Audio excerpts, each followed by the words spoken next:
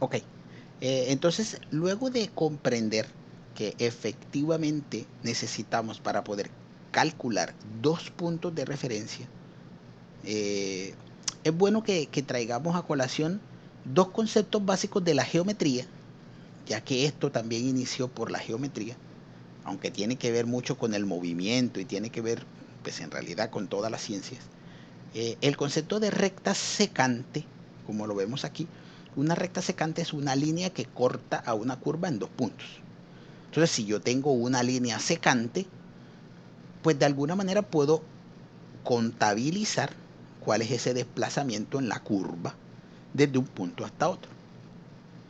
Pero independientemente de la secante, que es la que me sirve para medir, también es importante encontrar el concepto de recta tangente.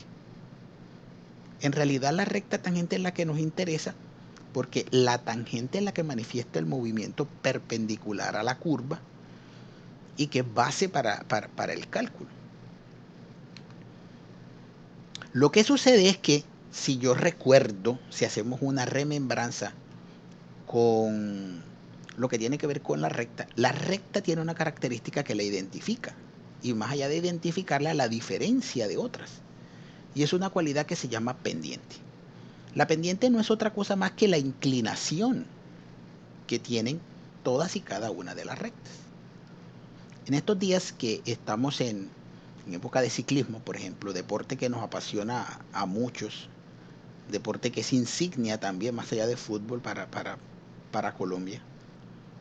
Muchos de los lugares en donde nuestros ciclistas nos están representando, en donde somos fuertes como es la montaña, se identifican y se referencian por su pendiente.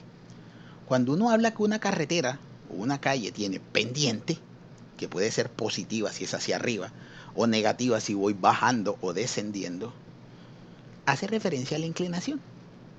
Y la inclinación, desde lo geométrico hasta como nos la muestran en el deporte, es una relación entre la distancia horizontal recorrida, que deben haber dos puntos, y la distancia de ascenso o la distancia vertical. Esa relación que desde la trigonometría se conoce como la tangente del ángulo de inclinación, por ejemplo, de este ángulo de inclinación. La tangente de un ángulo, que es la pendiente, es el cateto opuesto sobre el cateto adyacente. Eso lo entendemos desde la trigonometría. Y si es desde la trigonometría, el cateto opuesto, que vendría siendo la distancia vertical, recuerden que para calcular distancia necesito dos puntos, un punto final y un punto inicial.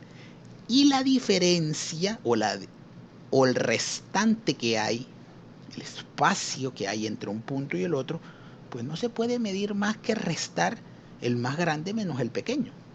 Si yo tengo dos personas y quiero saber cuál es la distancia que los separa, pues tengo que restar la estatura del grande con la estatura del pequeño. O por lo menos la diferencia entre ellos vendría siendo ese espacio, igual en lo horizontal. Entonces, desde ese punto de vista sencillo, si yo quisiera encontrar la inclinación de la recta tangente, necesitaría dos puntos. Dos puntos que me permitieran decir cuál es el desplazamiento horizontal, cuál es el desplazamiento vertical y de esa manera encontrar el ángulo de inclinación. Pero en la tangente no tengo dos puntos. Una tangente es una línea que solo toca la curva en un punto, entonces ahí tengo una dificultad. Pero me voy a ayudar o me voy a beneficiar del ejercicio de la tangente y de la secante. Si yo miro la secante como dos puntos en donde puedo sacar la inclinación, pero empiezo a hacer el proceso infinitesimal, cuando digo infinitesimal es un cálculo o un cambio pequeño. Si yo empiezo a hacer cambios hasta que esos cambios sean tan pequeños, la recta en la curva ya no va a tocar dos puntos como podemos ver en la imagen, sino que se van a acercar tanto esos dos puntos, se van a acercar, no van a ser el mismo punto, pero si yo repito el ejercicio a dimensiones grandes o lo repito a dimensiones pequeñas, va a seguir siendo el mismo cálculo. De diversas inclinaciones sí, pero el procedimiento es el mismo. Pero lo que quiero hacerles entender es que con el procedimiento de cálculo de dos puntos a través de una recta secante, cuando yo intento acercarlos, es decir, si yo intentara reducir esas distancias, que en este caso llamamos h, que es la distancia que hay entre un punto y otro, bien sea horizontal o bien sea vertical, recuerden que yo puedo encontrar valores horizontales de x arbitrarios, pero que si reemplazo en f de x o en la función, un punto x me daría un punto y f de x, o un punto x más un h, es decir, un poco más hacia la derecha, si estuviera hablando en modo ascendente, pues me correspondería o me daría por correspondencia, ahí se ve en la gráfica, un valor correspondiente de f, pero evaluado ya no en x, sino en x más un h. Entonces, si ese valor se achica, yo puedo pensar, puedo entender que a partir de una secante yo podría encontrar una tangente. ¿Y cómo haría eso? Pues recuerden que básicamente si esta distancia, que es la que separa los dos puntos de manera horizontal en una secante, se redujeran tanto, pues yo dejaría de tener una secante y tendría una tangente. Entonces, lo que tengo que hacer es evaluar el proceso de cálculo de la pendiente en la secante, que vendría siendo esto. Como la secante, en donde si hay dos puntos, podría permitirme el cálculo de la pendiente como el cateto opuesto, que es lo vertical, dividido en el cateto adyacente, que es lo horizontal. Entonces, y2 menos y1 dividido en x2 menos x1. Y se le conoce o se le llama como delta y, siendo el delta una letra del alfabeto griego que se llama así delta, pero que significa un cambio en la variable. Es decir, antes estaba en la posición 1 y después me voy a la posición 2, ese cambio. Es decir, ese cambio en el y dividido en el cambio en el x me permite hacer el cálculo o encontrar el cálculo de la pendiente. O lo que es lo mismo si yo lo interpreto como que estoy posicionado en un x1 y si le sumo un valor adicional, un valor h, pues ya voy a estar ubicado en un punto x más adelante. Un x1, el mismo x1, pero un valor h más adelante. Ese valor h yo lo puedo reemplazar también en la función. Ahora bien, si ese valor h, que es lo que aumentó horizontalmente la función, que obviamente se va a ver reflejado en lo vertical, si ese valor x se hace tan pequeño que lo pudiese evaluar a partir de un límite, es decir, si el valor de h se hiciera tan pequeño como fuera posible, pues obviamente yo pasaría de tener una recta secante y estaría encontrando una recta tangente, que es mi objetivo. Es decir, esto que yo estoy recreando, esto que yo les estoy explicando, fue lo que se ideó Leibniz y lo que se ideó Isaac Newton cuando pensaron que sí se podía, que sí era factible calcular la pendiente de la recta tangente a una curva a través del proceso del límite. Entonces, esto nos lleva a pensar que la derivada de una función, cambiar una función, intentar encontrar ese cambio, porque si yo estoy quietico aquí y me muevo a otra posición, ya cambié de posición, y para cambiar esa posición tuve que tener o imprimirle una velocidad a mi cuerpo. Fíjense que he cambiado de posición, he cambiado de estado, pero sigo siendo yo mismo. Entonces, el concepto de derivada es ese cálculo que yo puedo hacer de mi función a través de otra nueva función, porque aparezco en un puesto distinto, pero sigo siendo yo mismo. Por eso la función inicial y la función derivada se leen como prima, porque la nueva función derivada u originada de la primera es como si provinieran de la misma familia. Entonces por eso le llaman primas. No son iguales, obvio no son iguales, porque cuando yo estoy en un puesto y me muevo al otro ya no estoy en el mismo lugar. Incluso porque ya ha transcurrido un tiempo y entonces desde el punto de vista físico yo puedo decir ya estoy más viejito.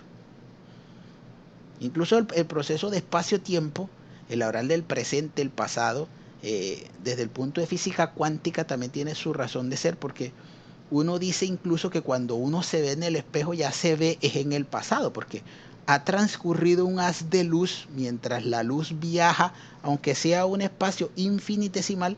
Cuando yo veo el reflejo ya ha transcurrido un lapso de tiempo. Y ese lapso de tiempo lo que está diciendo es que yo no estoy viendo el presente, sino que estoy viendo el pasado. Me estoy viendo yo mismo, pero me estoy viendo en el pasado. Y eso implica que por haber un cambio no soy el mismo yo, sino que soy un yo distinto.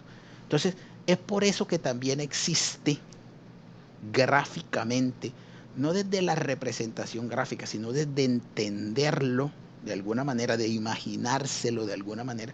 Las dos funciones, aunque provengan de lo mismo, son distintas, pero son casi iguales y por eso se les llama prima. Entonces, calcular la derivada es calcular otra función similar a la inicial, pero con algunos cambios. Y eso lo calculo a partir del parámetro, yo estaba apuntando, desde el parámetro o desde la operación de los límites.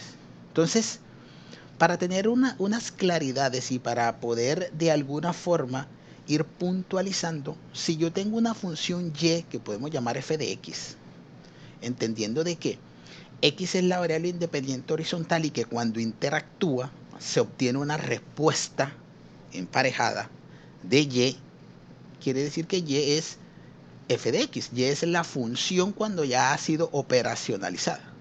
Entonces, si a mí me dicen derívela, transfórmela, calcule cómo se comportaría ella en un futuro, en un espacio posterior, en un cambio, eso significa derívela. Y se puede escribir como f', es decir, con un chulito, con un asterisco, no, con una comilla.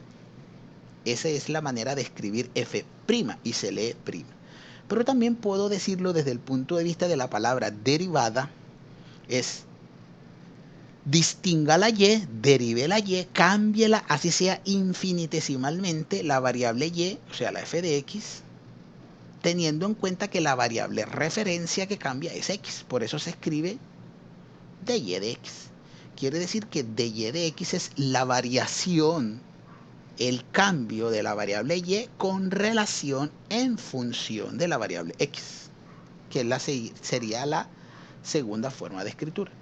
O hay una tercera forma de escritura que es una D mayúscula, que significaría derivada, con un subíndice que corresponde a cuál variable, porque recuerden que no todas las funciones se llaman f y no todas las variables independientes son x, porque si yo tengo, como en el caso del avión, cuál será su velocidad de acuerdo al tiempo transcurrido, entonces la función f no es f de no sé, cualquier nombre, sino es v de velocidad.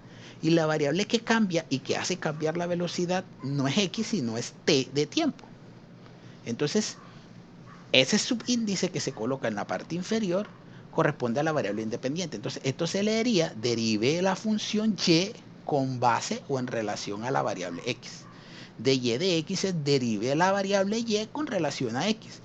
Y f' es cambie o varíe la función f, que es la misma y, con relación a x. Quiere decir que las tres maneras de escribir representan lo mismo.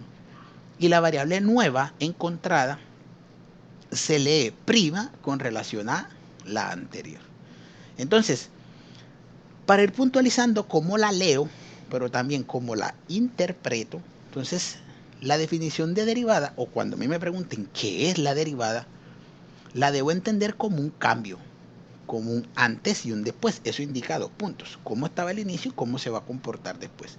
Por eso es importante en el cálculo, porque yo tengo un presente de muchas cosas en esta naturaleza y yo quiero y yo estoy interesado y a mí me gustaría entender cómo se va a comportar ella en el futuro. Entonces yo hago un cálculo.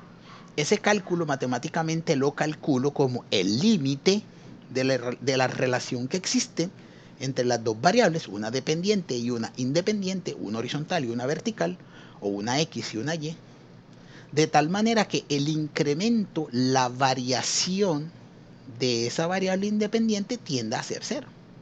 Entonces, es el límite de la relación entre el incremento de la función, que sería la variable independiente, y el dependiente, y el incremento de la variable independiente. Es decir, el límite de y respecto de x cuando esa variación sea infinitamente pequeña. Por eso el límite se calcula cuando esa variación tiende a ser cero. No sé ustedes, pero yo, por ejemplo, dibujé muchas veces cuando estaba en el colegio películas en mi cuaderno. ¿Y cómo dibujaba uno películas en el cuaderno? Haciendo un dibujo en una hoja, casi siempre en el borde de la hoja, y luego haciendo otro dibujo con un cambio muy sutil, con un cambio muy pequeño. Si eso lo repetía muchas veces con las hojas, 50, 60 hojas del cuaderno, uno terminaba reproduciendo movimiento o reproduciendo una película.